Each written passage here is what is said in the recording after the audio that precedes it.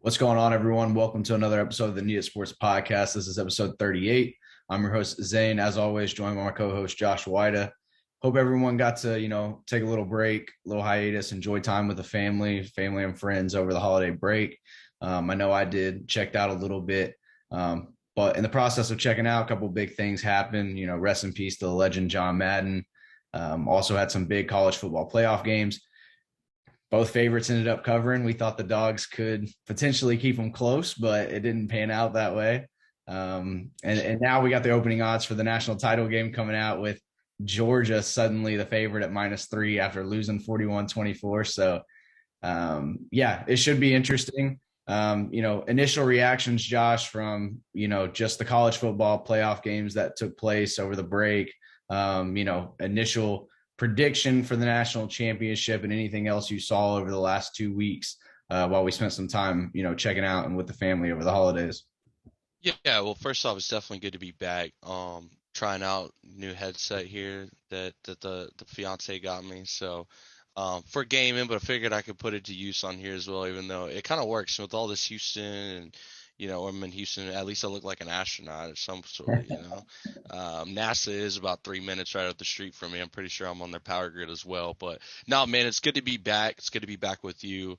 A lot of stuff been going on. We got a lot of stuff in works for 2022. We're gonna push out another episode of just kind of giving you guys an outline of what we're trying to accomplish this year for Needed Sports. But yeah, just in regards to the holidays, I know you and the family y'all got to go to Disney, so that seemed really fun.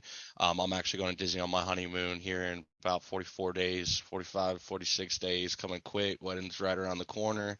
But no, man, it was great just to spend some time with family over Christmas. Obviously, being off work for Christmas and the New Year, got to go hunting, got to go my buddy Diga's property down in Freer, Texas. So that was a lot of fun. Spent some good quality time out there, just getting away from the city and everything.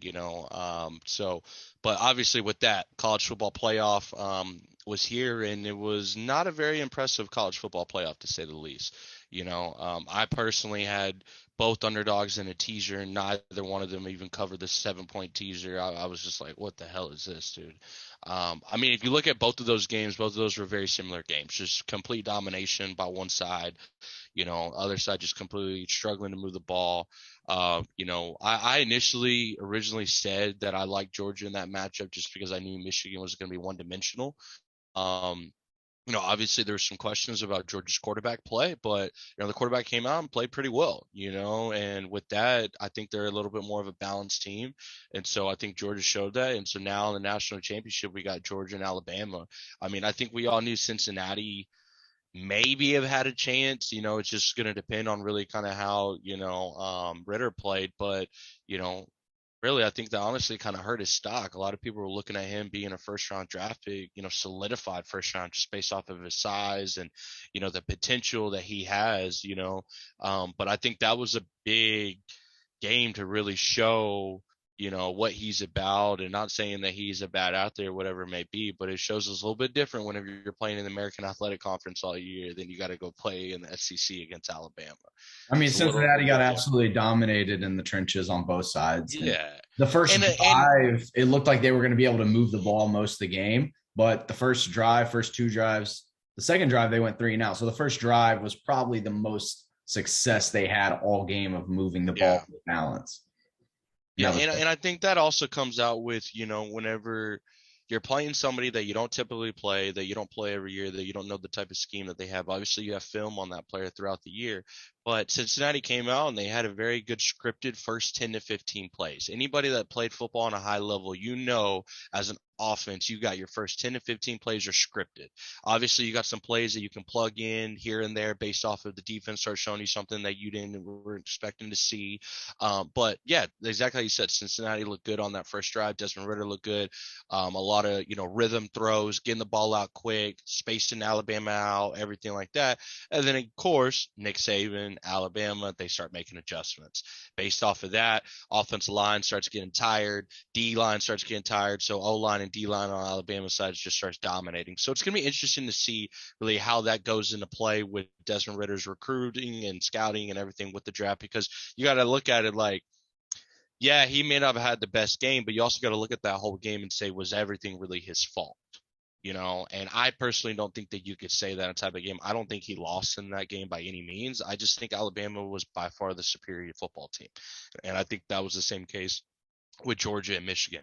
I'm honestly kind of glad Michigan lost in the fashion that they did, because hopefully that was the little boost that Harbaugh needs to be able to know, hey, I ain't gonna be able to win the Natty here anytime soon. So maybe he does come back to the NFL. Maybe he comes to Chicago and he becomes the coach of the Bears. We'll see. I know Matt Nagy's on his way out.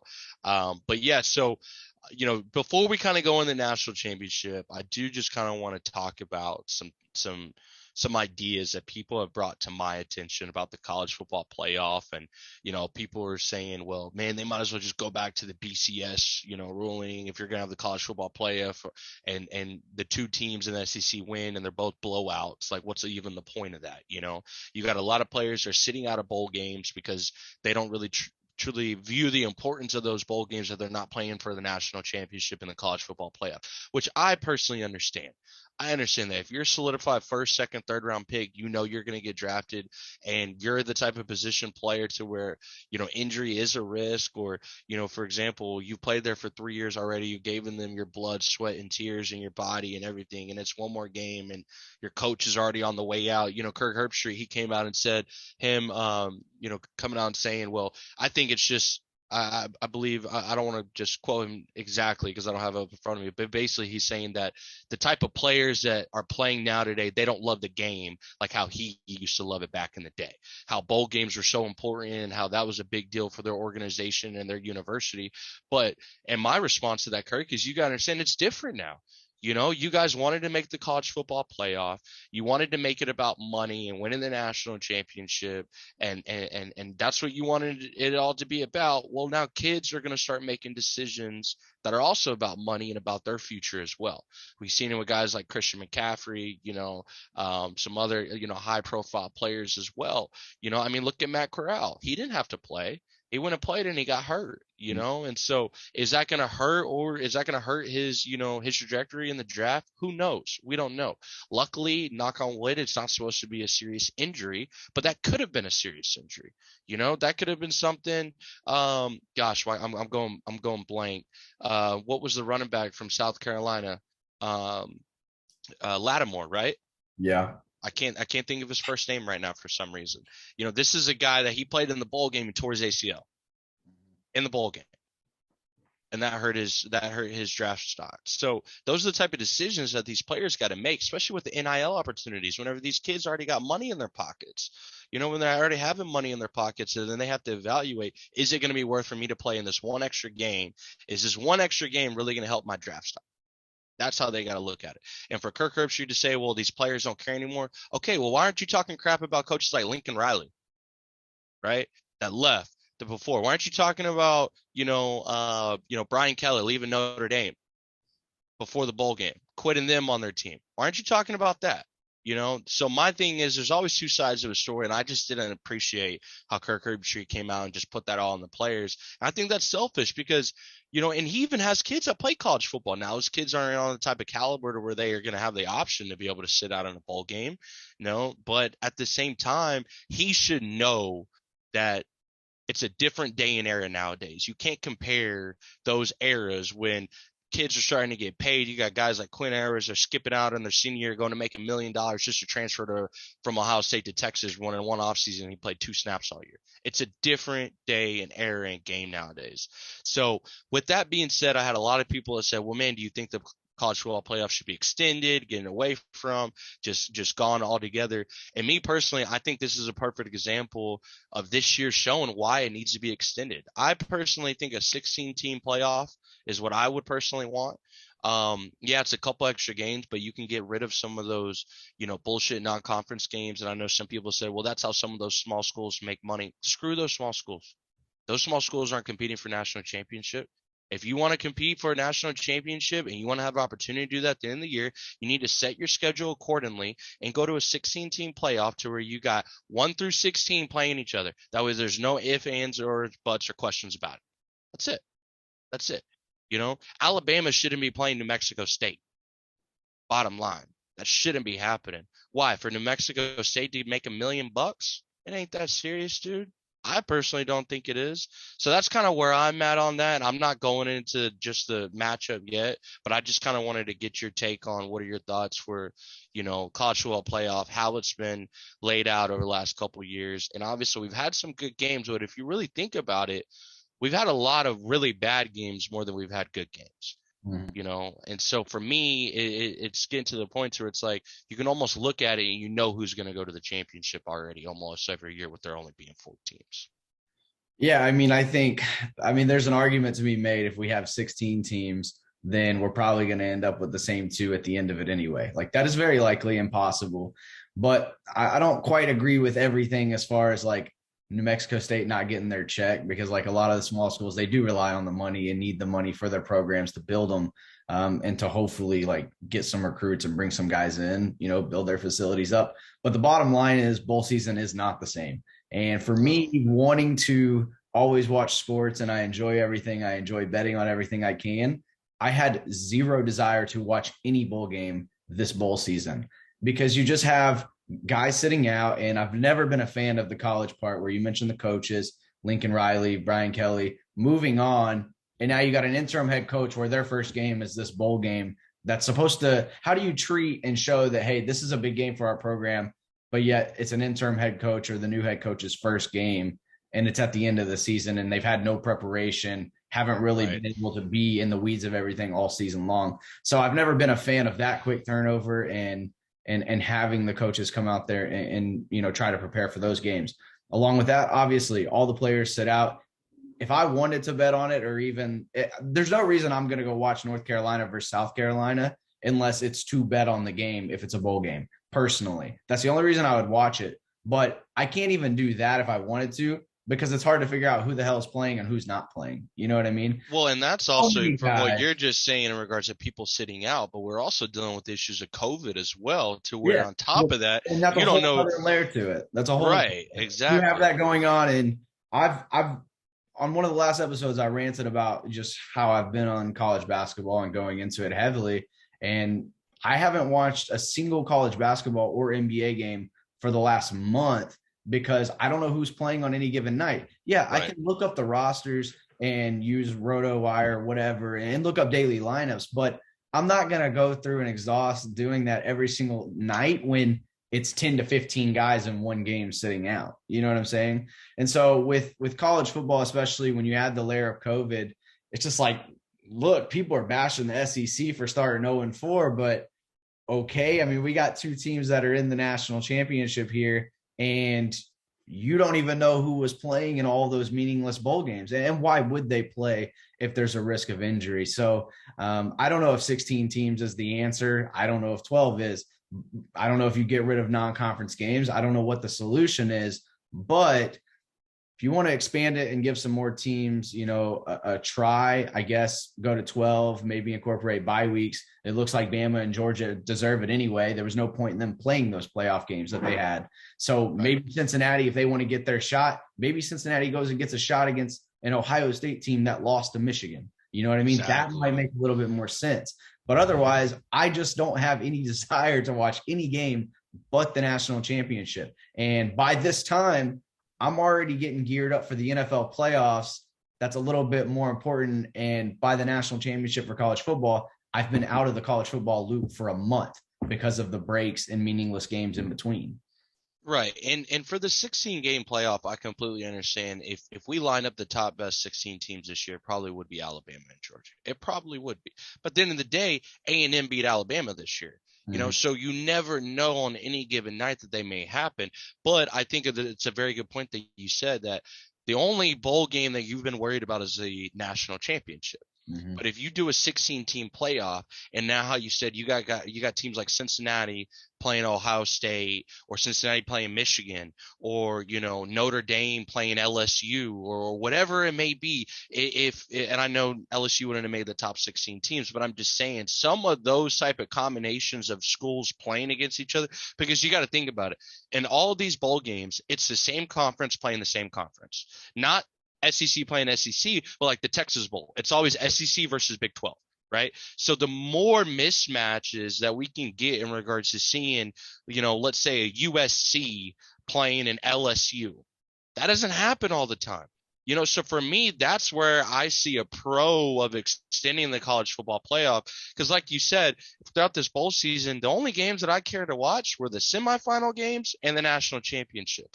Whereas if you make it to a 16-team playoff, now you got more games that you're excited to watch because it's all for the national championship. Yeah. Now you got 4 or you got 8 different games, that first round. Then you got 4, then you got 2, then you got 1. That's a lot more games during the bowl season that people are going to be more encouraged to watch and to be able to enjoy. And that's going to get viewership up. And I think that's going to generate more money in me personally. Now there's always cons to that.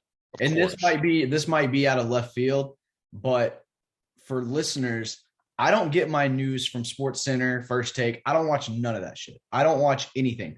This is why we started this. I did it to start this. I get my news and my facts from one place, and that is odds, because Vegas does not miss on hardly anything. And so when I go through an entire college football season and I see that there's line movement with games, and that's how you can indicate, injuries and COVID, stuff like that. Well, when you get into bowl season and a spread goes from a team being +2.5 to -10, that is a very, very strong indication that game is essentially meaningless, because a lot of people are missing. That line shift didn't happen because, this team might be better now and all the money in the market is going on that team. It ain't going to shift 12 points. It's because no coach. It's because it might be a change of coach. It's players sitting out for the draft. It's players wanting to sit out because of other things. There's COVID issues. And for me, just seeing that shift and like that indication, like that's where I get my news. And I'm like, why spend my time on that? Like right. Kansas State, LSU last night, like that was a prime example where it went from. They were handing out tickets to go to that game last night. Yeah, exactly. Like here in Houston. And typically that's a game.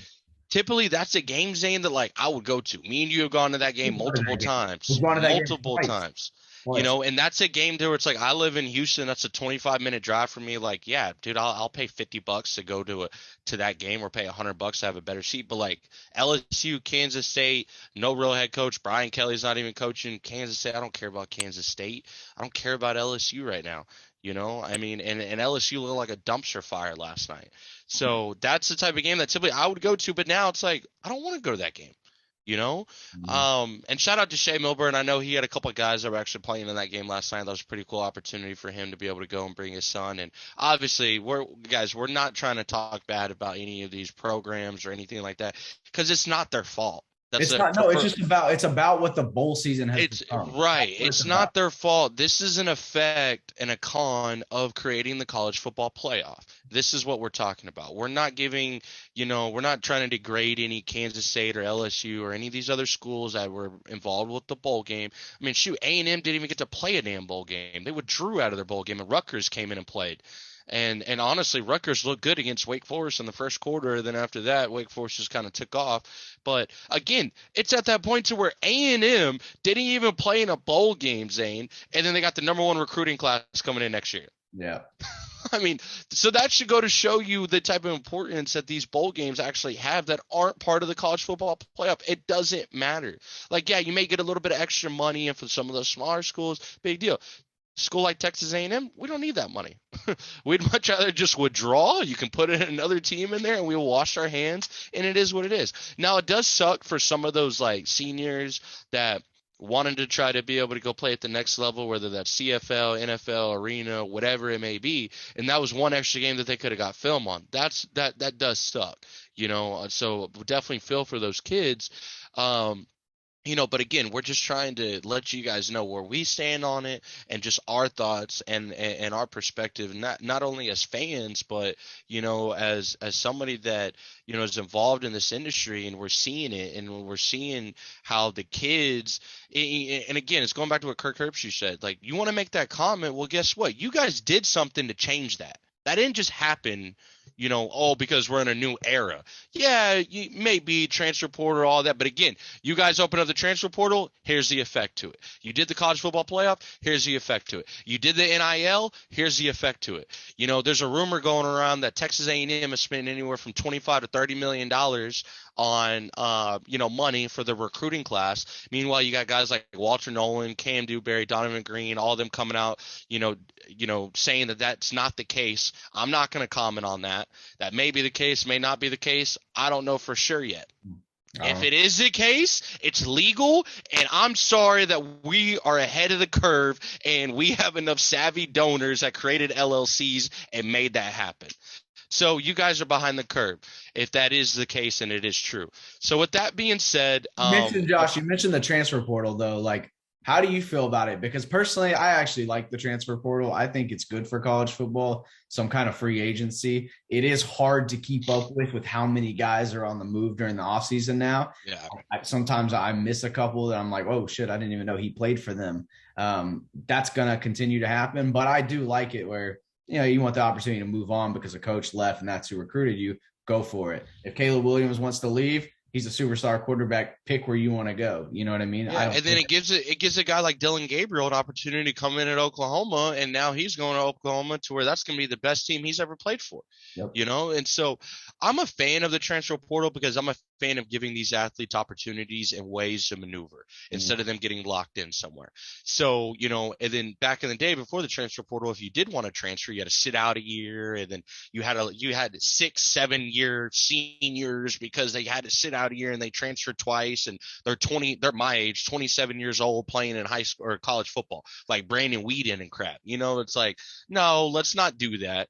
So I like what the transfer portal is bringing to the game. Now, again, with everything, there's always a con to it. What I'm not a big fan of is, how it's going to affect recruiting, because you got a lot of, especially these Division I, Power 5 schools that, instead of them going out and recruiting high school athletes and focus on them giving them scholarships, not only are they going to go JUCO, that's always been a thing. So it's high school, JUCO, and then your transfers that are coming out that have already sat a year. Well, now that players can play this year and transfer and play the next year without sitting out, that's their priority. And they're looking, instead of, all right, before we go and get these 3-star guys, we're going to focus on 5 and 4 stars. And then after that, we're going to focus on the transfer portal. We're going to focus to see who we can get, what coaches are leaving, whatever it is, OC leaving, DC leaving, head coach leaving, whatever it may be. Oklahoma's the perfect example because, look, hey, my stud quarterback coming in transferred to USC and followed Lincoln Riley. My stud quarterback I have now that might be the best quarterback in the country may leave because of Lincoln Riley. Why not go get Dylan Gabriel, who has proven to have some success at the collegiate level with UCF, instead of trying to bring in and get a true freshman ready to play on day one. Right. And now think of it on this side of the spectrum too, as well, Zane, is you got a kid that's a senior in high school that committed to OU, right? Let's say he committed early. He was really excited to go play for Lincoln Riley. Well, Lincoln Riley leaves. Well, he's like, well, dang, I don't know if I should stay committed to this team. Okay, well, Caleb Williams leaves, so now he's like, oh, damn, it's spots open. Maybe I can come in and start day one as a freshman, whatever it may be. No. Dylan Gabriel's knocking on the door, and now he's coming in. So now you see how it's affecting some of these seniors and some of the decisions that they have to make, and obviously they have time to make those decisions. Just because you commit early, or even if you sign early, there's ways to get out of that and all of that. But it's affecting everything positively, and of course there's going to have cons that come with that. But with everything being said with the transfer portal, I'm a fan of it because it gives these kids avenues to get out of bad situations, whatever it may be, regardless if they created that bad situation for themselves or if somebody else created that bad situation. Because we always know, some of these players, they created a bad situation for themselves, and that's why they're transferring. Mm-hmm. But sometimes they need a change of scenery, right? For example, you may be a kid to where you're from Houston and you want to go play for USC, and you go to Southern California and you wind up getting caught up with the wrong people or whatever, the wrong atmosphere or whatever it may be, and you're not used to that. You're a Southern boy from Texas and you go to LA, you're like, whoa, I can't do this. Now it's got me changing habits. I'm developing bad habits or whatever it may be. And that's the issue that you caused, but maybe you just need to change the scenery. Maybe you come back to Texas, and instead of going to A&M where the first offer, now you go to TCU, and now you come out and you have a hell of a year, and now it's a great opportunity. That transfer portal helps you in that. So as long as it's helping kids like that, I'll always be supportive of that. Yeah, SoCal to maybe Fort Worth or Yeah. somewhere like SMU. Yeah, that's a change of scenery right there. Yeah, no, it is. And I know Dallas is trying to make it not as much of a change of scenery currently, but it's still a change of scenery for sure. So, but with that, obviously I do want to kind of touch bases before we get into the national championship preview. I do want to touch bases on this A&M recruiting class too. We got to wrap this up and just kind of talk about it a little bit because we're witnessing history right now. With Harold Perkins committing at the Under Armour All-America game down in Orlando at the beginning of the fourth quarter, with him committing to Texas A&M. That officially put Texas A&M as the best recruiting class in the history of college football recruiting. In the history of college football recruiting. That's based off 24/7 Sports and their evaluation. And A&M, I mean, dude, they had, 15 guys there? At Yeah. that Under Armour All-American game, there was a drive that Connor Weigman played. Evan Stewart was there. Chris Marshall was there. It was like literally just Ann Moss from Baton Rouge, the running back. It was a strictly A&M drive, Yeah. like strictly A&M drive. It It was was right at nuts. 15 guys. Yeah, PJ Williams balled out of Dickinson. Shout out PJ. Donovan Green balled out of Dickinson. Shout out Donovan scoring a touchdown. Being able to see some of the one-on-ones that they were going with in the practicing all week. So that was a really, really cool thing to witness as Texas A&M fans, of being able to see, hey, we got 15, 16 guys at this bowl game for these high school kids, and they're all committed to A&M. They're all playing with each other. They're building chemistry. And dude, Connor Weigman looked great, man. I mean, I know there's some people that coming out and saying, oh, this and that, man. Screw that. The kid looked great. There was some balls that he was dropping in a basket off his back foot. I didn't agree with him not starting. I understand everybody needs to get playing time, and it's all for show and everything like that. But I think, whenever you're ruled as the best quarterback in the country, which he was this year in Texas in high school football, they ruled Connor Weigman as the best quarterback in the country. You should deserve to start that game. That's me personally. But what a class with Walter Nolan, Harold Perkins, getting guys like, Denver Harris, out of North Shore, just this class with Bryce Anderson and Chris Marshall and Evan Stewart and Connor Weigman and, Cam Dewberry. I mean, this is really exciting for us, and especially because we're starting to get more tapped into the local recruiting around here, and just being able to see exactly where guys are going and where they're leaning to during the season. So we're very much looking forward to that. It's an exciting time to be an A&M fan, no doubt. But I will say this. I mentioned this in the Dynasty group meeting the other day, and I was talking with our buddy Nolan about it, is just because we got this recruiting class, in my opinion, we're more so on the hot seat now than ever before. Jimbo is on the clock. If we don't have an 11-win season or make the college football playoff in the next 3 years, he is on the hot seat, 100%. You can't just get a recruiting class like this and not do anything with it. Because here's the thing. A&M, even though A&M is building a status of being one of those top elite teams in college football in the SEC and obviously getting the win over Alabama, this recruiting class is a statement of that. We are not on Alabama and Georgia's level just yet. So just because we got all these 5 stars in, if we don't show that we're doing something with these 5 stars, they can transfer out. Kids have bought into, and we see it on Twitter all the time in the tweets, they've bought into wanting to be next up. They want to be that program. That's why they've collectively decided to come to A&M because of Jimbo and obviously what College Station, presents in value. But they have committed to wanting to be next up. Now that means once you get there, you have to put in the work to be able to do that. In A&M, historically, I would say probably for sure over the last 10 years, we've been very solid in the trenches, and we've brought in new recruits to be able to continue that trend. They've been a competent quarterback away from maybe getting to 10, 11 wins on a consistent basis. So now with Connor coming in and, the pieces they have, we'll see if that can develop over the next couple of years. But you got to buy in and you got to put in the work, and we'll see if that, is able to transcend. Yeah, definitely.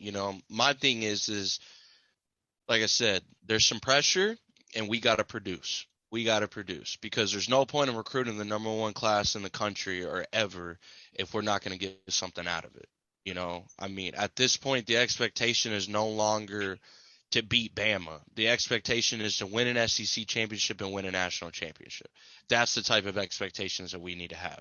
Whereas I feel like for so long it was like, well, hopefully we beat Bama and we'll see what happens. Like every year as an A&M fan, that's pretty much how it's been. To whereas now it's like, okay, no, we beat Bama this year. We're getting the number one recruiting class coming in.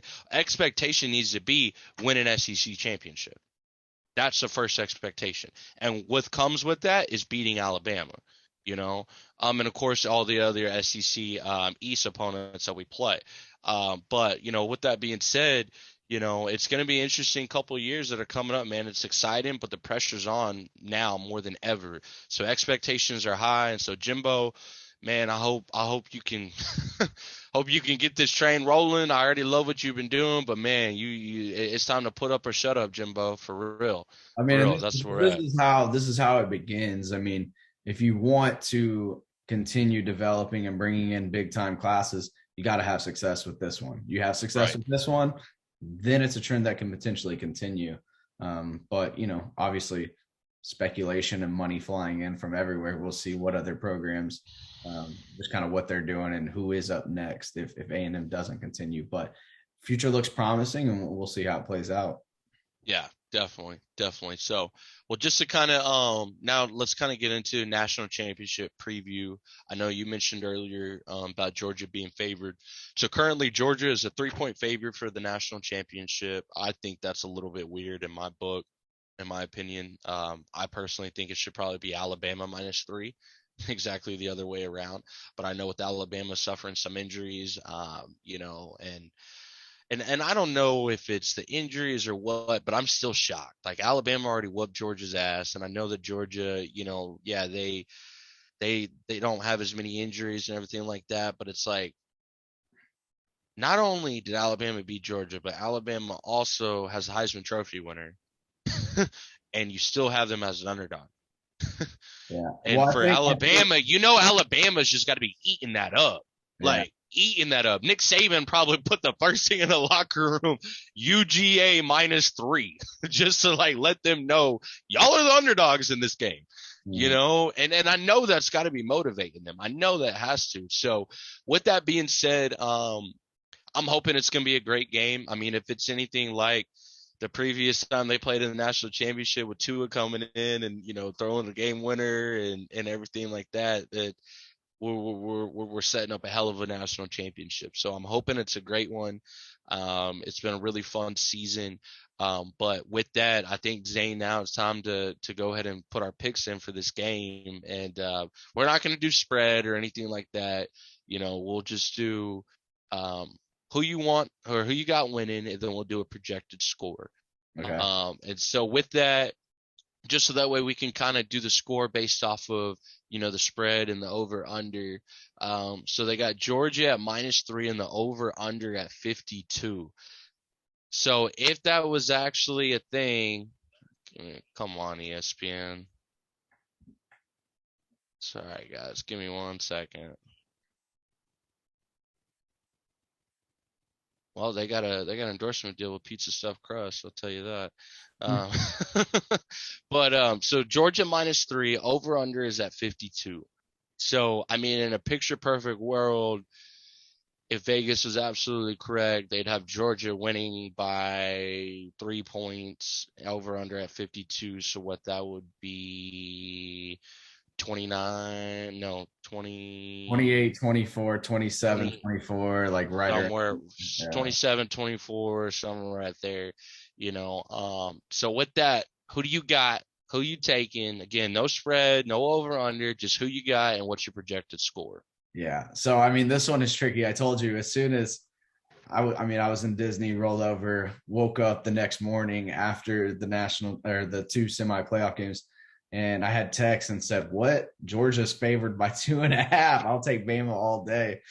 And I was shocked to see Georgia favored, but here's what I think. I think the odds makers probably did this for 2 reasons. And I mean, it's probably not a terrible projection, but one is John Mechie is not playing in this game. And since he's hurt, he did have a big factor last game. Jamison Williams has been an X factor all year, and Bama still does have him. But John Mechie, last game, 100 yards, a touchdown. That is going to be missed when you have to rely on guys like Slade Bolden. They were using Slade Bolden last game. Bama was against Cincinnati, but as we saw in that matchup, they just dominated them in the trenches. I mean, they came out and ran the ball 10, 12 straight times, and I don't think they're going to be able to do that against Georgia. So somebody's going to have to step up. So I think it's potentially because of that they have shifted Georgia, but it seems like a drastic change from a team winning by 17 to now being an underdog by 3 points. I think the other thing is potentially that they're saying, hey, Georgia proved to us against Michigan that they are still who we thought they were all season, but they just had a bad game against Alabama a couple weeks ago. Now, that has been a trend the last few years where Georgia has not showed up against Bama. Can Kirby Smart finally do it against Nick Saban? I don't know. I don't think so, but I'm not going against Vegas, so I'm taking Georgia 33-30. Yeah.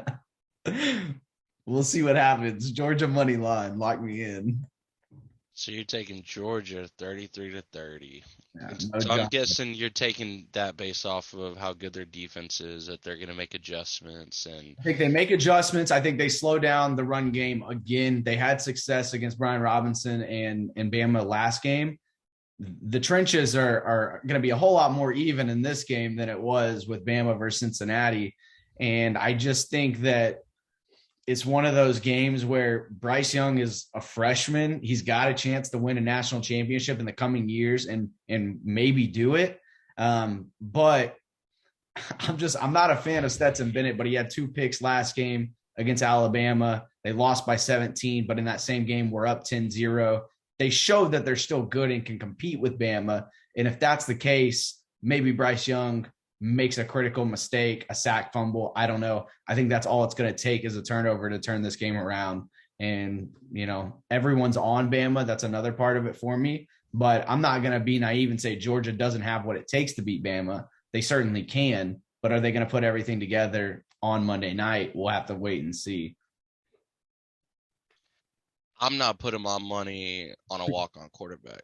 I'm not doing that against Bama. I'm not doing it. You already mentioned it. He threw 2 picks last game. He's going to throw at least 1 this game as well. So I'm not betting against Bill Belichick, and just like I'm not betting against Nick Saban. That's not going to happen. In that type of game, I'm just not going to. If I lose, I lose. It's like when the Patriots played the Eagles and Nick Foles won. I'm not betting against Bill Belichick. I'm just not going to. The Patriots in that game. I was live bet chasing the Patriots. Yeah, I'm just not going to. And with the record that Nick Saban has against his, previous assistants that have now gone up to be head coaches, where the only assistant that he's lost to is Jimbo Fisher.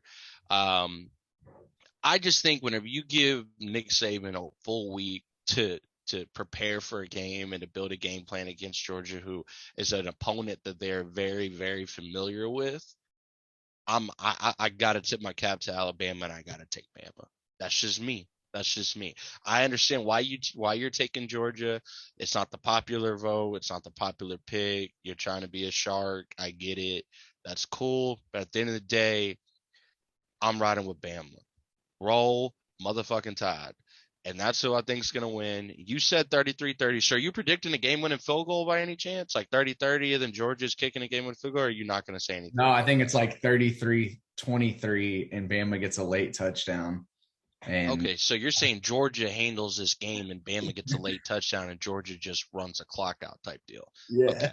So you're saying Georgia's going to dominate this game. Not dominate. Don't put They're words. They're going to handle this game. You're saying they're going to be up 10 with about 5 minutes left. Bama's going to get a garbage touchdown to make the spread sketchy. That's what you're saying. And I'm taking money line. And I don't feel great paying juice on Georgia, but I'm going to do it to try to be sharp. And I think – well, honestly, and it makes sense because, if you think about it, any average bettor, that's out there is like, oh, Bama plus points, plus money line, don't have to pay juice on that. I'm getting, money back on that. They're going to jump on that all day. So Mhm. this could be an opportunity for Georgia to be able to, or Georgia bettors to be able to make some money. But it also makes me wonder, did Vegas make Georgia a favorite on purpose to get To people get the like Sharks, you yeah, to they get the Sharks on Georgia? Because if the Sharks, if Bama was favorited, the Sharks would be on Bama. They probably would if Bama was favored. They would just, oh, Bama's favored. I'm gonna ride with them, yada yada yada.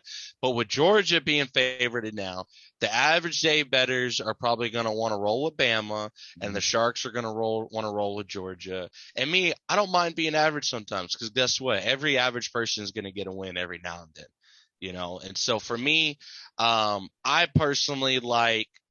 I'm gonna say 30-24 Bama, putting it just a little bit over the total. I like 30-24 Bama. I see it being like a 30-21 game, and then Georgia knowing that they got to score twice, kicking a field goal, and hoping. Bama getting the ball back, them having to stop Bama, and then them not being able to get that late game stop. That's kind of where I see it on that. So we're kind of on two different sides of the spectrum on that. But hey, it's not often that we pick something different. So I kind of like the fact that you're picking I Georgia. was And kind of. I hope you're really picking it to be a shark, and you're not picking it just to give our viewers something different.